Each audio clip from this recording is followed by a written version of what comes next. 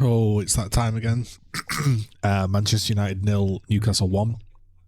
Um, you can see maybe the red glow in the room. I'm listening to the United stand on my TV. We're currently getting a load of 5.5 ratings. People doing okay. Bruno did a lot of running. Don't know why he doesn't get so much. I don't know why he gets so much abuse and yada yada yada. Ten Hag out. Ten Hag out, guys. I've said it. The reason I'm saying it is I know it won't change anything, but he's not the right guy. He's not the right guy.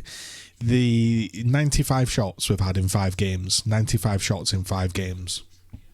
He's decided to die on the hill of, I'm going to pick Harry Maguire. Well, if you pick in Harry Maguire, you're going to die on that hill. If you pick in Marcus Rashford, if you pick in McTominay, even if you pick in Luke Shaw, because he's very hit and miss. I know people like Luke Shaw, but he's very hit and miss. And he's been here a decade. And there's a reason we ain't won anything. He's inconsistent. The team, the team, how do I sum up the game? Everyone ran more for Newcastle. Everyone tried more. And they didn't have much more quality, but they just had enough attempts that eventually one went in. The signings that Ten Hag has made, and actually, let me just step back. He can't manage because of he does the basic thing wrong for me. So what I like from a manager is you put them in the right position, and if the person isn't good enough for that position, they go on the bench. It's quite simple. So Jack Grealish for Man City, he was their left winger and he did really well. Pep's gone, oh, Doku, you're now the left winger, we're going to pick you. Now, Jack Grealish will be annoyed at this, but he gets on with it.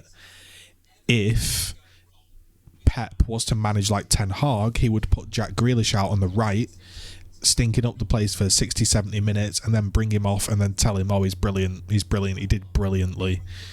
It makes no sense. So here's how I looked at the game. He's got a keeper in net that should be dropped.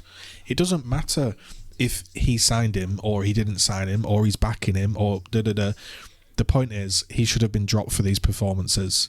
He hasn't, because he's trying to reward him or keep faith or whatever you want to call it, right? But he should have been dropped. So the keeper choice was wrong today. Let's be honest. I know he didn't do anything wrong in the game, but that's not the point. The keeper choice was wrong. He hasn't set standards. The same way he didn't set standards when Liverpool won 7-0 and he picked the exact same team. Then, in the left-back position, we have Dalot, who is not a left-back. We have Reguilon on the bench, who he purchased and he's not using. So it's either the purchase was bad or the management was bad or whatever. So here's how I see it. At the start of the season, sort of last season and this season, Dalot was the right back. He was the guy that you picked. He was the right back every time. And he obviously decided that he was better than Aaron Wan-Bissaka. So we have now got Aaron Wan-Bissaka playing right back instead of Dalot. And we have got Dalot playing left back instead of Reguilon, and we've now got Luke Shaw playing centre back instead of left back, instead of Varane or Lindelof, or the players when they return back from injury. The whole back four is completely wrong.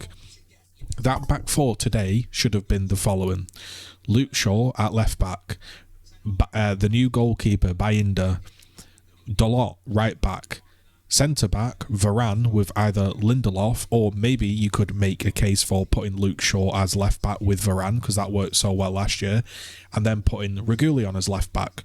But there's got to be something going on there. He's not done any of that. The midfield of Bruno McTominay doesn't work, so I have no idea why he keeps picking it. And then he's dropped in a 17-year-old kid to be completely overrun and hold the entire midfield on his own as a 17-year-old kid versus a high-flying Newcastle, when Casemiro, the Champions League winning Casemiro, couldn't do that role on his own at the start of the season because the midfield was so imbalanced he was getting overrun. So he's dropped him in it. Then he's put Rashford on right wing. He's not the best right winger at the club, so that was the wrong decision. It should have been Anthony to start. And if he's decided that Garnacho is a better left winger than Rashford, then Rashford or Garnacho should have been on the left, not hey, we're going to accommodate the other just to appease them. Because you'll notice when he got subbed off, actually, Rashford sort of muttered under his breath. He said, "What the fuck was that?" Or "What the fuck was that sub?" He said. If you watch it back, you'll see he said that. So he's not even cheered him up or appeased him. He's just wasted 70 minutes of everyone's time with a zero effort. Marcus Rashford will get another manager fired. I have no idea why people rate this guy. He's trash. I don't like him. I don't like his attitude. He annoys the fuck out of me. There's a lot of players that annoy the fuck out of me. I don't like the players. Then that's part of the problem. I can get behind sets of players I enjoy. Seeing Marcus Rashford skulk about the place, I'm not going to get behind that. You're on like £300,000 a week moaning. It's disgusting. Then you've got the striker choice. He's not playing his new £70 million man. He's playing Martial, who we all know is not physical enough, is not fast enough, is not good enough. So he's made the wrong choice there as well. And I don't think Martial's played poorly either, but that's not the point. So he's constantly playing everyone out of position. He's annoying everyone. He's annoyed Varane, Casemiro. He's sold De Gea. He's upset everyone. And it's not working. We're conceding millions of shots. We're going out of every competition. And we're hearing quotes like, "We're doing very well in the league. I can sniff top 4. Who cares about top? What does top 4 mean? You qualify for a tournament that you can't win because we're shit. So no idea what is going on there. He's lost the complete plot. I don't see why anyone would care about top 4 in any, unless you actually think you're going to win the Champions League. Why do you care about top 4? So I just don't see anything. I think Ranić was right. I think when Ranić called out Maguire, Luke Shaw, Rashford, Lindelof, and these other players that we know are just not good enough and not consistent enough, we know they're the problem and they'll still be here. So yeah, if you sack Ten Hag, it doesn't solve anything. The only way it gets solved is if you hire a manager that wanted to kick them out, which we had in Jose, and he did his famous Sevilla rant, but he wasn't backed, and now he's gone. And I'm not even saying Jose was the right man, but at least he actually, along with Ranić, identified the problems. So it was awful. It was a complete waste of 2 hours of my evening, like most Manchester United matches. They are spineless players, and now, on top of the spineless players, we now have a spineless manager. At the beginning of the season, it was like, if you don't work hard enough, you get dropped. If you don't do this, I'm going to make you run. Now it's, I don't want to upset you, Rashford, so you can play on the right-hand side, or, oh, Maguire, you're not happy with your game time? Oh, you can play a little bit. Yeah, Maguire's doing a little bit better recently. Why? Because we've abandoned all principles and we're just playing like relegation football where we're just trying to survive and head it out. So yeah, he's pretty good at that, but even so, not that great.